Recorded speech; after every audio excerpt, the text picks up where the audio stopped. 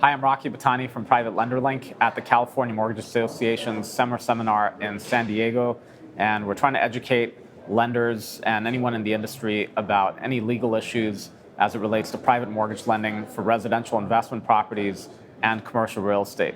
So we're here with Nema from Geraci Law Firm, and we're learning about legal issues related to private lending.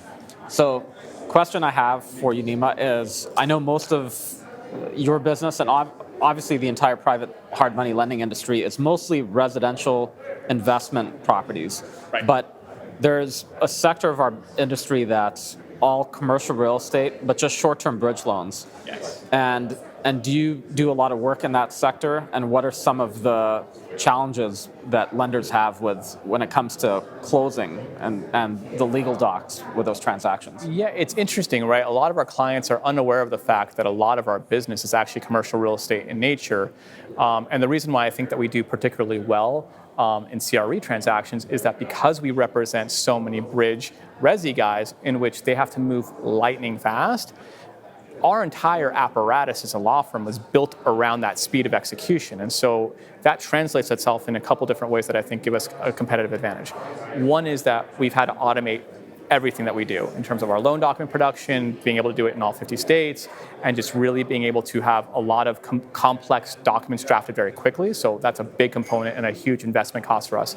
But also in terms of our human, the human side of our industry, the team we've built, a lot of the commercial real estate clients that we work with, oftentimes prior to us, were working with national law firms, and because there's a prestige or whatever you want to associate with it, but also came very exorbitant fees that they felt, and also I don't know if laziness is the right word, but a complacency.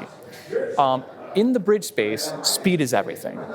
And so when we are hiring people, we are literally training them like, you cannot blow up this deal.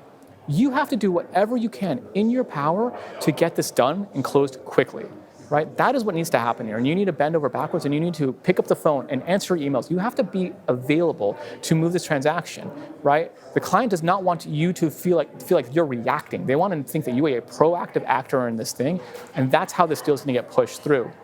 And so, even though we're, a smallerish firm compared to, let's say, a national law firm, if you actually compare the real estate teams of a national law firm and our law firm, we generally actually have more attorneys and specialists in the area. So on the banking and finance team at our firm, we have 7 attorneys, 5 loan processors, all who write loan documents, right, in one little law firm. And so it just shows you kind of where we are focused and what we are good at. I mean, from my perspective, it's like we are the team in which if you need fast loan documents that you can feel safe with and need that push through and have a sense of urgency through the transaction, that's where we outperform.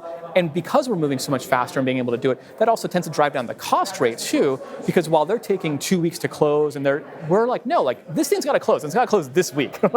So move this thing through, and let's do whatever we can so that the client can actually succeed and close this loan. Okay. And so when we're talking about commercial real estate bridge loans, I typically categorize it as transactions between $2 million and $20 million. And there are some bridge lenders that can go up to $50 million, but it typically doesn't go beyond that in our space.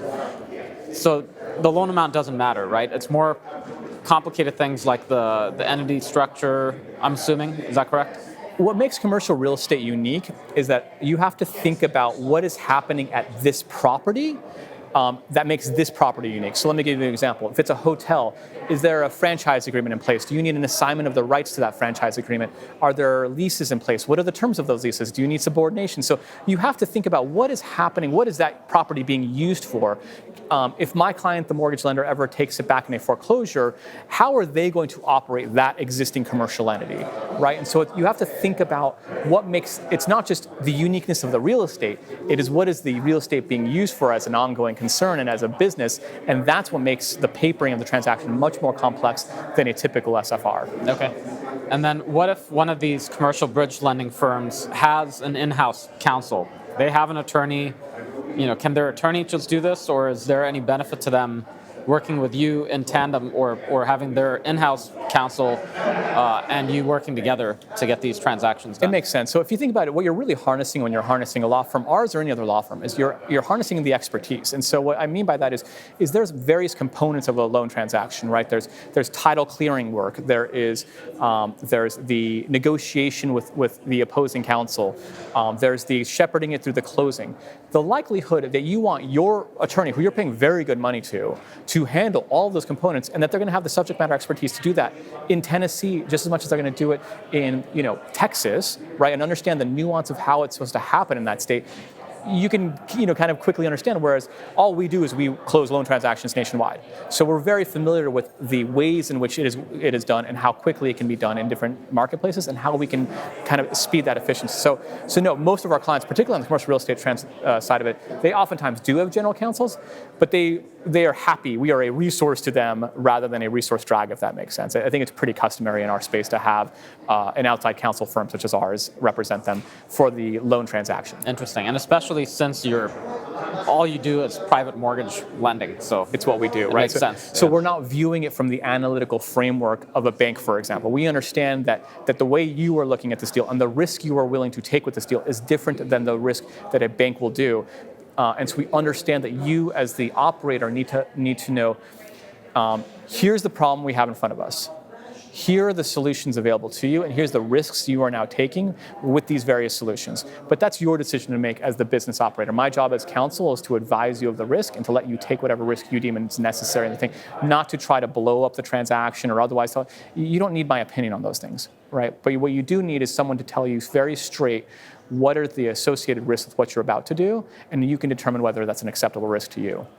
All right, excellent. Well, thank you for joining us, and if any commercial real estate bridge lenders or even residential lenders out there need a closing attorney or transactional assistance, reach out to Nema, check out Geraci Law Firm, and thanks for joining us today. I appreciate it, Rocky. Thanks for your time. All right.